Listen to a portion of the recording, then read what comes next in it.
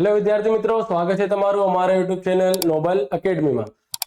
આજે આપણે સ્ટાર્ટ કરીશું ચેપ્ટર નંબર 2 આંકડાશાસ્ત્રનું ચેપ્ટર નંબર 2 સુરેખ સહસંબંધ। આજના વિડીયોમાં આપણે આ ચેપ્ટરનું ઇન્ટ્રોડક્શન અને ફોર્મ્યુલાસ જોઈશું। વિદ્યાર્થી મિત્રો, આના પહેલા ચેપ્ટર નંબર 1 સૂચકાંકનું આખા ચેપ્ટરનું દરેક સ્વાધ્યાય અને દરેક સેક્શનનું સોલ્યુશન અમારા યુટ્યુબ ચેનલ પર મોકલી દેવામાં આવેલ છે, તેને જરૂરથી જોજો અને વિડીયોને લાઈક કરવાનું ભૂલતા નહીં। અને જો અત્યાર સુધી તમે અમારા ચેનલ સબસ્ક્રાઇબ ન કર્યા હોય તો સબસ્ક્રાઇબ કરી દો અને પોતાના વિદ્યાર્થી મિત્રો સાથે શેર કરો। ચાલો સ્ટાર્ટ કરીએ ચેપ્ટર નંબર 2 સુરેખ સહસંબંધ। સૌપ્રથમ આપણે સમજીશું આ ચેપ્ટર કેટલું વેટેજ ધરાવે છે, આ ચેપ્ટર પરીક્ષામાં કેટલા માર્ક્સનું આવે છે। તો આપણને ખ્યાલ હોવો જોઈએ કે આ જે ચેપ્ટર છે એક્ઝામના પેપરમાં બોર્ડના એક્ઝામ મુજબ આ બ્લુપ્રિન્ટ લખવામાં આવી છે। એ વિભાગ એ, વિભાગ બી, વિભાગ સી અને વિભાગ ડી અને વિભાગ એફ માં આવશે। ઈ માં આ ચેપ્ટરનો પ્રશ્ન પૂછાશે નહીં। સેક્શન એ માં 2 પ્રશ્નો પૂછાશે એટલે કે એમસીક્યુ, જે કેટલા માર્ક્સના હશે 2। સેક્શન બી માં એનો એક પ્રશ્ન પૂછાશે જે હશે એક વાક્ય અને એનું ગુણભાગ કેટલું રહેશે 1। સેક્શન સી માં પણ આનું એક પ્રશ્ન પૂછાશે જેનું ગુણભાગ કેટલું હશે 2। સેક્શન ડી માં આનું એક સમ પૂછાશે જેનું ગુણભાર કેટલું રહેશે 3। ઈ માં સમ પૂછાશે નહીં। એફ માં આના 2 સમ પૂછાશે જેના ટોટલ રહેશે માર્ક્સ 10। આનું ટોટલ કરતા મળશે આપણને 18 માર્ક્સ। આ ચેપ્ટર 18 માર્ક્સનું છે। 100 માંથી તમારા 18 માર્ક્સ તો આ ચેપ્ટર રાખે છે। તો તમને ખ્યાલ હોવો જોઈએ આ ચેપ્ટર તમારા માટે ખૂબ જ ઇમ્પોર્ટન્ટ છે અને ખૂબ જ સરળ ચેપ્ટર છે। આના એમસીક્યુ, એક વાક્ય લો કે શોર્ટ સમ લો કે મોટા દાખલાઓ લો, દરેક વસ્તુ શું છે એકદમ સરળ છે। તો તમારે સરળતાથી આ ચેપ્ટરના 18 માર્ક્સ પોતાના ખિસ્સામાં મૂકી લેવાના છે। આપણે જોઈશું સૌપ્રથમ આ ચેપ્ટરમાં કેટલા રીતો આપણને શીખવાના છે। આ ચેપ્ટરમાં 3 રીતો છે। પ્રથમ રીતનું નામ વિકર્ણ આકૃતિ છે, જે એક્ઝામમાં ક્યારે આવતી નથી, તે આપણે નહીં શીખીશું। રીત નંબર 1 કાર્લ પિયર્સનની ગુણનપ્રઘાતની રીત। કાર્લ પિયર્સનની ગુણનપ્રઘાતની રીત આ પ્રથમ રીત છે। કાર્લ પિયર્સન આંકડાશાસ્ત્રી હતા, એના ગુણનપ્રઘાતની રીત પ્રથમ નંબર। અને બીજા નંબર પર આપણે જોઈશું સ્પેરમેનના ક્રમાંક સહસંબંધકની રીત। આ ચેપ્ટરમાં આપણે માત્ર આ 2 રીતો પાકા કરવા છે। ચાલો જોઈએ। સમ કે ફોર્મ્યુલા સ્ટાર્ટ કરતા પહેલા આપણને એ ખબર હોવું જોઈએ સહસંબંધ શું છે, સહસંબંધાંક શું છે, સુરેખ સહસંબંધ શું છે। આ ત્રણેય તમારે ની વ્યાખ્યા અને તેમનું અર્થ તમને ખબર હોવી જોઈએ, કારણ કે એક્ઝામમાં પૂછાઈ શકે છે અને મોસ્ટ આઈએમપી આ 2 એક વાક્ય તરીકે પૂછાય છે। ચાલો તો વાંચીએ। સહસંબંધ એટલે શું? જો 2 ચલોની કિંમતમાં પ્રત્યક્ષ કે પરોક્ષ કાર્યકારણને લીધે એક સાથે ફેરફાર થતા હોય તો તે 2 ચલો વચ્ચે સહસંબંધ છે તેમ કહેવાય। 2 ચલો એટલે કે ચલ કીધેલ છે। 2 ચલ એટલે કે કોઈ વસ્તુ હોઈ શકે છે, મનુષ્ય હોઈ શકે છે, કોઈ ઘટના હોઈ શકે છે, ખરીદ વેચાણ હોઈ શકે છે, નફા નુકસાન થઈ શકે છે, આયાત નિકાસ થઈ શકે છે, કોઈ પણ 2 વસ્તુમાં પ્રત્યક્ષ એટલે કે ડાયરેક્ટલી, ઓકે, એટલે કે પ્રત્યક્ષ એટલે ડાયરેક્ટ અસર થાય, પરોક્ષ એટલે કે ઇનડાયરેક્ટ કોઈ પણ કારણસર તેમની એક સાથે ફેરફાર થાય। શું થાય? એક સાથે। એટલે કે જો વેચાણ વધે તો નફો વધે, જો વેચાણ ઘટે તો નફો ઘટે, એક સાથે બંનેમાં ફેરફાર થાય છે। તો આને શું કહેવાય કે એ 2 ચલો વચ્ચે શું છે? સહસંબંધ છે। વેચાણ વધે તો શું વધે? નફો વધે। તો આને શું કહેવાય? આ બંનેની વચ્ચે શું છે? સહસંબંધ છે। એ જ રીતે વેચાણ ઘટે તો નફો પણ શું થશે? ઘટશે। તો આને શું કહેવાય? એક સાથે બંનેમાં ફેરફાર થાય છે, તો આને શું કહેવાય? સહસંબંધ કહેવાય। ઓકે વિદ્યાર્થી મિત્રો, એક સાથે 2 ચલમાં જ્યારે પણ પ્રત્યક્ષ કે પરોક્ષ કાર્યકારણને લીધે શું થાય? ફેરફાર થાય, ત્યારે તે 2 ચલો વચ્ચે શું કહેવાશે? સહસંબંધ કહેવાશે। ચાલો નંબર 2 સહસંબંધાંક। 2 ચલો વચ્ચેના સુરેખ સહસંબંધની ઘનિષ્ઠતા માપનો સહસંબંધાંક કહે છે। 2 ચલો આ જે સહસંબંધ છે એમની ઘનિષ્ઠતા કેટલી છે, એ ઘનિષ્ઠતાના જે માપન છે એ શું છે? સહસંબંધાંક છે। એ કેટલા એકબીજાને અસર કરે છે, કેટલા તેમાં ફેરફાર થાય છે, એનું સ્ટ્રેન્થ એટલે કે ઘનિષ્ઠતા જોવા, એનું માપ કરવાનું એટલે કે સહસંબંધાંક। હવે નંબર 3 સુરેખ સહસંબંધ। 2 સહસંબંધિત ચલોની કિંમતોની જોડ દર્શાવતા બિંદુઓ એક જ સુરેખા પર હોય તેને શું કહેવાય? સુરેખ સહસંબંધ કહેવાય। તેને શું કહેવાય? સુરેખ સહસંબંધ। એક જ સુરેખા પર હોય એટલે કે જો તમે આ માહિતીઓની આકૃતિ દોરો એટલે કે આલેખ પર તમે દર્શાવવા જાઓ, આલેખ પર અહીં વિચારી લો વેચાણ, અહીં વિચારી લો નફો, વેચાણ વધ્યું, નફો વધ્યું, વેચાણ વધ્યું, નફો વધ્યું, વેચાણ વધ્યું, નફો વધ્યું, વેચાણ વધ્યું, નફો વધ્યું. તો આ દરેક ક્યાં છે? એક જ સુરેખા પર તમને દેખાય છે. આ ક્યાં છે? એક જ સુરેખા પર તમને દેખાય છે. તો આને શું કહેવાય? સુરેખ સહસંબંધ કહેવાય. શું કહેવાય? સુરેખ સહસંબંધ. એટલે કે બે ચલોનું જે વધઘટ છે એટલે કે વધારો થાય કે ઘટાડો થાય એક જ સુરેખા પર થાય તો તેને શું કહેવાય? સુરેખ સહસંબંધ કહેવાય. અહીં વેચાણ વધશે તો અહીં નફો વધશે, અહીં વેચાણ વધશે નફો વધશે, અહીં વેચાણ વધશે નફો વધશે. તો આ દરેકનું શું છે? એક જ સુરેખા પર આવે છે બંને બિંદુઓ. તો આને શું કહેવાય? સુરેખ સહસંબંધ કહેવાય. ખૂબ જ સરળતાથી સમજી શકીએ છીએ. આપણને માઇન્ડેડ, આપણે કોમર્સ લાઈનમાં છીએ તો આપણને બિઝનેસને લાગતા ઉદાહરણો સરળતાથી સમજી શકાય છે કે જો વેચાણ વધશે તો નફો વધશે, વેચાણ ઘટશે તો નફો ઘટશે. જેટલા પ્રમાણમાં વેચાણ વધશે એટલા પ્રમાણમાં નફો વધશે. તો તે બધા ક્યાં રહેશે? એક જ સુરેખા પર રહેશે. તો એ માટે તેમને શું કહેવાય છે? સુરેખ સહસંબંધ કહેવાય છે. આઈ હોપ તમને સમજણ પડી હશે. ચાલો આગળ જોઈએ. હવે સહસંબંધના બે પ્રકારો જોઈશું આપણે, ધન સહસંબંધ અને ઋણ સહસંબંધ. તો ધન સહસંબંધ શું કહે છે એ જોઈએ આપણે. સહસંબંધિત ચલોની કિંમતોમાં થતા ફેરફારો એક જ દિશામાં હોય. શું હોય? એક જ દિશામાં. સંબંધિત ચલોની કિંમતોમાં થતો ફેરફાર એક જ દિશામાં હોય. તો જોઈશું એક જ દિશામાં કઈ રીતે. જો આ બધું આલેખ ઉપરથી સમજી શકાય છે. જો હું તમને કીધું વેચાણ અને બીજું શું છે? નફો. તો જેમ જેમ વેચાણ વધશે તેમ તેમ આ નફો પણ વધશે. વેચાણ વધ્યું, નફો વધ્યું, વેચાણ વધ્યું, નફો વધ્યું, વેચાણ વધ્યું, નફો વધ્યું, વેચાણ વધ્યું, નફો વધ્યું, અને અહીં પણ વેચાણ વધ્યું, નફો વધ્યું. તો અહીં સતત શું થઈ રહ્યો છે? વધારો થાય છે. સતત શું થાય છે? વધારો થાય છે. તો આને કહેવાશે ધન સહસંબંધ. શું કહેવાશે? ધન સહસંબંધ કહેવાશે. શું કહેવાશે? ધન સહસંબંધ. હવે સંબંધિત ચલોની કિંમતમાં થતો ફેરફાર એક જ દિશામાં હોય. તો એક જ દિશામાં છે બંને શું થઈ રહ્યા છે? વધતા જઈ રહ્યા છે. અહીં વધારો વધારો વધારો. તો આને શું કહેવાય? ધન સહસંબંધ. હવે ઋણ સહસંબંધ. સહસંબંધિત ચલોની કિંમતોમાં થતા ફેરફારો એકબીજાની વિરુદ્ધ દિશામાં હોય. એકબીજાના વિરુદ્ધ દિશા એટલે કે એક ચલમાં વધારો થશે તો બીજા ચલમાં શું થશે? ઘટાડો થશે. તો જો કઈ રીતે. તો અહીં આપણે કોનું વિચાર કરીશું એટલે કે ભાવ અને ખરીદી.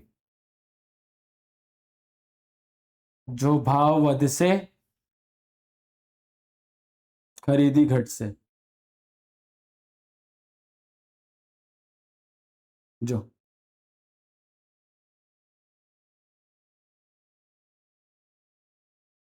ભાવ અને ખરીદી. ભાવ વધ્યું, ખરીદી ઘટી. સૌપ્રથમ ભાવ વધ્યું, ખરીદી ઘટી. ભાવ વધ્યું, ખરીદી ઘટી. ભાવ વધ્યું, ખરીદી ઘટી. ભાવ વધ્યું, ખરીદી ઘટી. ભાવ વધ્યું, ખરીદી ઘટી. તો અહીં શું થાય છે? સતત શું થાય છે? ઘટાડો થાય છે. ભાવ થોડુંક વધ્યું, ખરીદી થોડી ઘટી. ભાવ થોડું વધારે વધ્યું, ખરીદી ઘટી. વધ્યું, ઘટ્યું, વધ્યું, ઘટ્યું, વધ્યું, ઘટ્યું. એટલે કે એક ચલમાં વધારો થશે અને બીજા ચલમાં શું થશે? ઘટાડો. એટલે કે આ સતત ઘટાડો થાય છે. તો આને શું કહેવાય? ઋણ સહસંબંધ કહેવાય. શું કહેવાય? ઋણ સહસંબંધ. જ્યારે સતત વધારો જોવા મળે તેને ધન સહસંબંધ કહેવાશે અને જ્યારે સતત ઘટાડો જોવા મળશે તમને તો એ શું કહેવાશે? ઋણ સહસંબંધ કહેવાશે. ઓકે વિદ્યાર્થી મિત્રો, આ રીતે થાય છે તમારું સહસંબંધ, સહસંબંધાંક, સુરેખ સહસંબંધની વ્યાખ્યા કમ્પ્લીટ અને ધન સહસંબંધ શું કહેવાશે, ઋણ સહસંબંધ શું કહેવાશે એનો કોન્સેપ્ટ ક્લિયર. આને શું કહેવાશે? ઋણ સહસંબંધ. જ્યારે માહિતીમાં સતત વધારો જોવા મળે એટલે કે બંને ચલોમાં એક સાથે વધારો જોવા મળે, એક જ દિશામાં તમને દેખાય તો ધન સહસંબંધ અને એકબીજાના વિરુદ્ધ દિશામાં દેખાય એટલે કે એક કિંમત વધી છે અને બીજી કિંમત શું છે? ઘટી રહી છે. તો આને શું કહેવાય? ઋણ સહસંબંધ કહેવાય. ઓકે વિદ્યાર્થી મિત્રો, ચાલો હવે આપણે કાર્લ પિયર્સનની રીત. પ્રથમ રીત કોણ છે આપણી? કાર્લ પિયર્સનની રીત. તો આપણે કાર્લ પિયર્સનના બે મોટા દાખલાઓના કોષ્ટક એના સૂત્ર સમજીશું અને નાનકડા દાખલાઓ માટેના પણ સૂત્ર સમજીશું, જે આપણે સ્વાધ્યાય 2.2 માટે ઉપયોગી છે. આપણે સ્વાધ્યાય વાઇઝ કરીશું આ ચેપ્ટરનું સોલ્યુશન.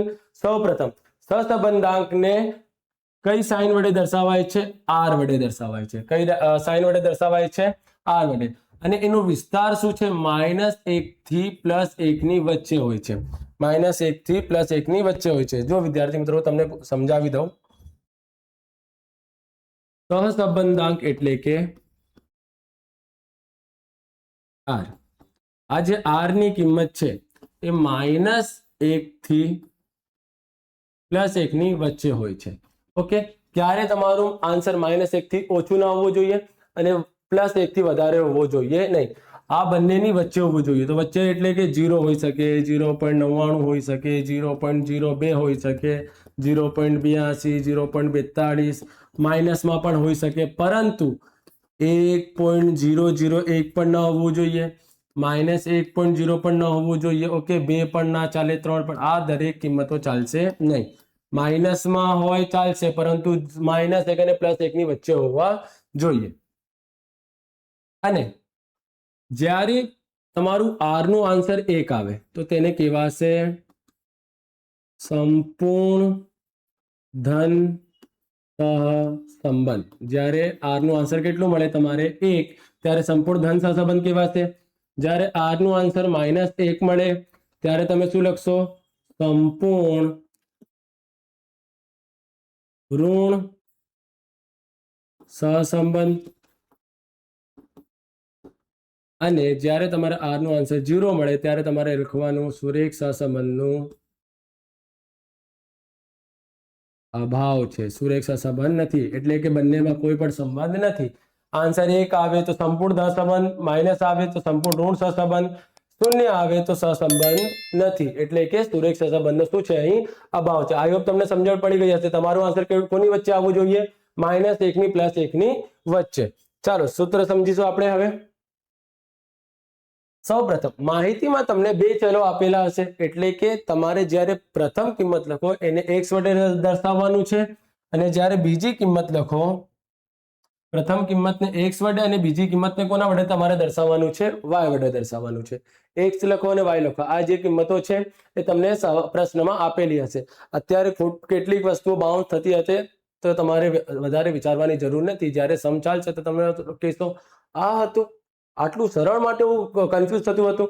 તો આટલું વધારે વિચારવાની કોઈ પણ તમારે જરૂર નથી. અત્યારે માત્ર કોષ્ટક સમજો અને સૂત્ર સમજો. કેટલા સૂત્ર તમને કમ્પલસરી યાદ હોવા જોઈએ. સૌપ્રથમ તમારે x ની કિંમત રાખવાની, y ની કિંમત, બંનેનો ગુણાકાર કરી બંનેનો શું કરવાનું છે? વર્ગ, અને ટોટલ કરી દેવાનું છે. અહીં સૂત્ર જોઈશું, n sigma xy minus sigma x sigma y ભાગ્યા વર્ગમૂળમાં n સિગ્મા x નો વર્ગ માઇનસ સિગ્મા x આખા કૌંસનો વર્ગ ગુણ્યા વર્ગમૂળમાં n સિગ્મા y નો વર્ગ માઇનસ સિગ્મા y આખા કૌંસનો વર્ગ. તો સાહેબ આ શું છે? તમે કહો છો સરળ છે, સરળ છે. આ તો સમ તો જો પહાડ જેવું છે, માઉન્ટ એવરેસ્ટ જેવું તો સૂત્ર લખ્યું છે તમે. તો વધારે હાર્ડ નથી. 2 વખત વાંચી લો, શાંતિથી તમને યાદ થઈ જશે. n sigma xy minus sigma x sigma y ભાગ્યા વર્ગમૂળમાં n સિગ્મા x નો વર્ગ માઇનસ સિગ્મા x આખા કૌંસનો વર્ગ ગુણ્યા વર્ગમૂળમાં n સિગ્મા y નો વર્ગ સિગ્મા y આખા કૌંસનો વર્ગ. આ સૂત્ર તમે યાદ કરો અને આ સૂત્ર તમને પોતે જ યાદ થઈ જશે. x y ની જગ્યા માત્ર તમારે u મૂકવાનું છે. x ની જગ્યા u, y ની જગ્યા v, x ની જગ્યા u, x ની જગ્યા u, y ની જગ્યા v અને v. તમે x y યાદ કરો લો, u v તમને પોતે જ યાદ થઈ જશે. હવે આ સૂત્રો વાપરવાનું ક્યારે? તો જો જ્યારે તમારે આપેલ કિંમત 1 થી 40 ની વચ્ચે હોય, એટલે કે 40 થી નાની પણ સમજી શકીએ છીએ આપણે. જ્યારે કિંમત 40 થી નાની હોય ત્યારે તમારે આ રીતનો ઉપયોગ કરવાનો. જ્યારે 40 થી મોટી હોય કે વધારે કિંમત મોટી હોય, એટલે કે હજારોમાં હોય, ત્યારે તમારે પોઈન્ટમાં હોય, ત્યારે તમારે કઈ રીતનો ઉપયોગ કરવાનો રહેશે? યુવી ની રીત. માત્ર 2 સૂત્ર તમારે યાદ રાખવાના મોટા દાખલા માટે. એમ તો 3 છે, પરંતુ માત્ર તમારે 2 થી જ ગણતરી કરવાની છે. જ્યારે 40 થી નાની હોય તો XY કરો, 40 થી મોટી હોય તો શું કરી દો? યુવી ની રીત કરી દો. વધારે આમાં વિચારવાની કોઈ પણ જરૂર નથી. કેટલાક તમારે લોકો કહેતા હશે કે આમાં 3 છે, x બાર અને y બાર પરથી તમારે નક્કી કરવાનું. તો આ પંચાયતમાં તમારે પડવાની કોઈ પણ જરૂર નથી.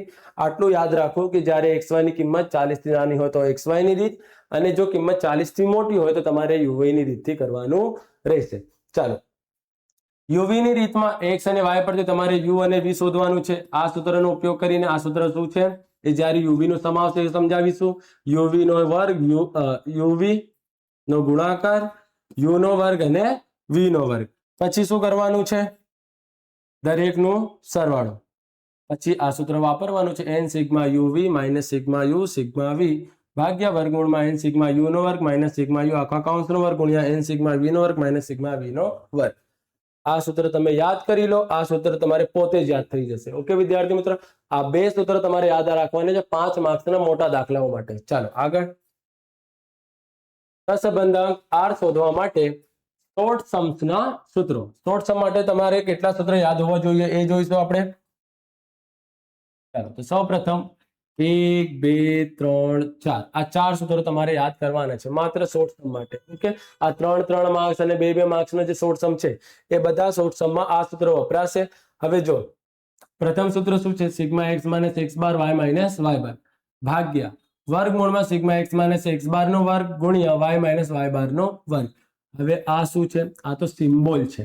તો જ્યારે તમારે સિમ્બોલ આપેલો હોય તો કન્ફ્યુઝ નહીં થવો, પરંતુ જો ત્યાં એમનું નામ આપેલું હોય તો x માઇનસ x બાર y માઇનસ y બાર નું શું કહેવાય છે? અહીં જો મધ્યકમાંથી લીધેલા વિચલનોના ગુણાકારનો સરવાળો.